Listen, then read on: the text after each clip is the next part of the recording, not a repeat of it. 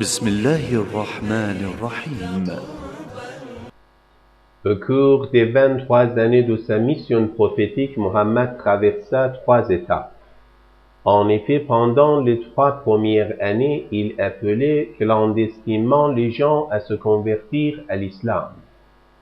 Puis les 10 années suivantes, il diffusa ouvertement le message divin, rencontrant lui et ses adeptes l'hostilité de la société mécoise. Ce n'est qu'au fil des 10 dernières années, après l'immigration, que le prophète parvint à instaurer pleinement la vérité divine de l'islam et à la révéler complètement aux hommes. À ces 3 périodes correspondent des exigences diverses, et tout naturellement ces étapes différentes ont marqué diversement l'attitude et le comportement de Mohammed, que Dieu le bénisse.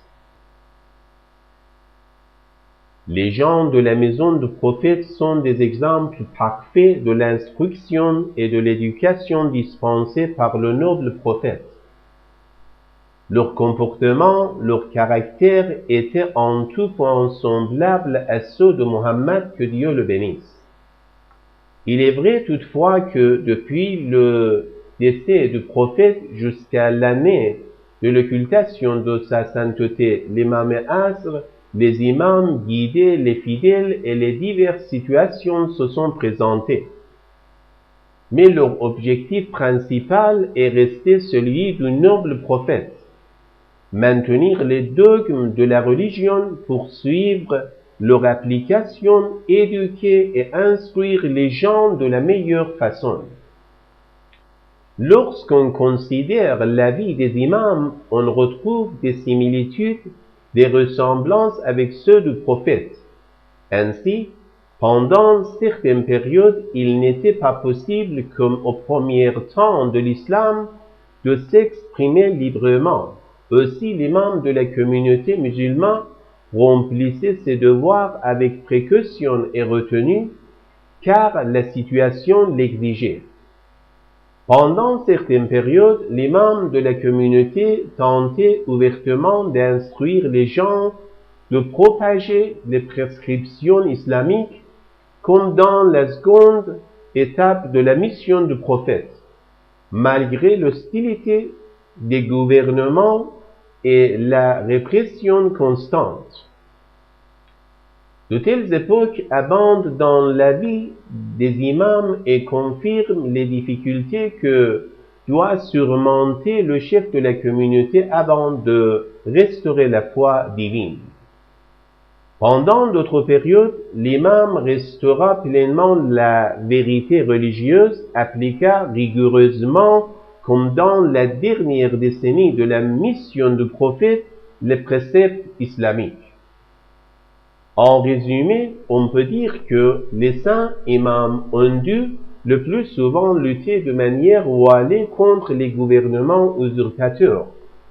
En effet, ne disposant pas des appuis nécessaires, ils ont été contraints de dissimuler leurs opinions religieuses et politiques, afin de ne pas donner de prétexte aux usurpateurs. Malgré cela, les ennemis de la foi et de la justice se sont efforcés d'éteindre les flammes de la vérité et de détruire les œuvres pieuses. Les régimes qui succédèrent au gouvernement islamique du noble prophète, que Dieu le bénisse, ne lui ressemblaient que par leur nom. En effet, ils s'opposaient fondamentalement au gouvernement prôné par les gens de la maison du prophète. Cette opposition sera d'ailleurs irréductible et subsistera comme un antagonisme apparu dès la disparition du prophète. Le noble prophète avait instruit les gens de la maison, leur faisant acquérir diverses vertus et qualités, dont l'une des plus importantes consistait à connaître parfaitement l'enseignement coranique et à distinguer le licite de l'illicite. Cette qualité exceptionnelle et si estimée du prophète leur conférait en principe le privilège d'être respectés et honorés par toute la communauté. Or, ce ne fut pas le cas lorsque le messager de Dieu disparut. La communauté ne suivit pas ses recommandations. En effet, le prophète avait, dès le premier jour de sa mission, converti ses proches parents à l'islam et destiné Imam Ali comme successeur. Il avait réitéré cette désignation près de l'étang Qom quelques jours avant de s'éteindre. Or, après le décès de Mohammed, les gens choisirent d'autres faux successeurs au prophète, privant ainsi les gens de la maison de leurs droits légitimes.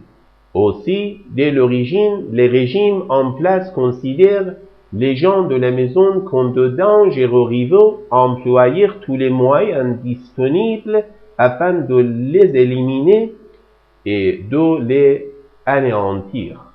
Mais celui qui opposait fondamentalement des gens de la maison du prophète au gouvernement qui avait usurpé leur place légitime, c'était le manque de rigueur des autorités dans l'application des prescriptions divines. Ces gouvernements dits islamiques n'observaient pas la loi religieuse et n'adoptaient pas la conduite exemplaire de Mohammed, que Dieu le bénisse. Le Seigneur Tout-Puissant, à diverses reprises, avait interdit à la communauté islamique de déformer les décrets célestes par le biais du prophète. Il avait interdit aux croyants le moindre écart par rapport aux normes religieuses. L'attitude rigoureuse du noble Mohammed, que Dieu le bénisse, dans le maintien et l'application des préceptes et règles de l'islam réfutait toute justification de leur inobservance fondée sur les différences d'espace, de temps et de personnes. L'observance des décrets divins était un devoir pour tous, même pour le noble prophète. La loi religieuse ne pouvait souffrir aucune exception, aucune dérogation.